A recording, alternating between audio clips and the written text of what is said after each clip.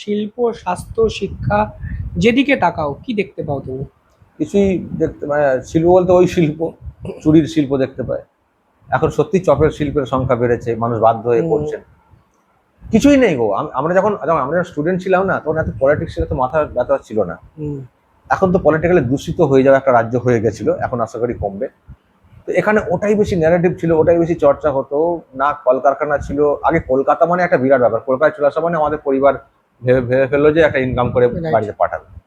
এখন এমন অবস্থা হয়ে গেছে, আর কলকাতাতে গেলেও কি লাভ হবে, আর সব ভিন রাজ্যে চলে যেতে হচ্ছে।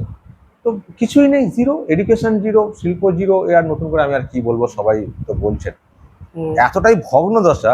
আর উনি দেনা করে করে ধার করে করে এত বিলিয়েছেন, সে ধার মেটানো তার একটা বোঝা। তো এটাকে সামলে সত্যি নতুন সরকারের উঠে আসাটাও খুব চাপের, কিন্তু একটা পজিটিভ দিক, সেটা হচ্ছে এর ব্যাকআপটা আছে।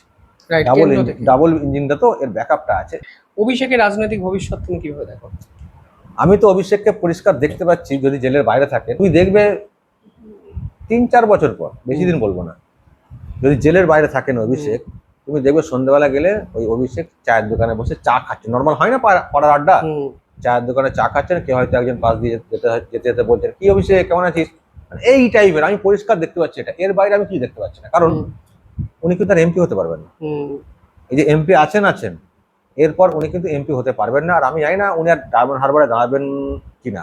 আমার ধারণা উনি এবার দক্ষিণ কলকাতায়, এই কলকাতায় চলে আসবেন। তাহলে তো আর কি থাকছে, এখনো কিছু নেই, এমপিরও থাকবেন না, আর দলটা তার মানুষ করবেন না।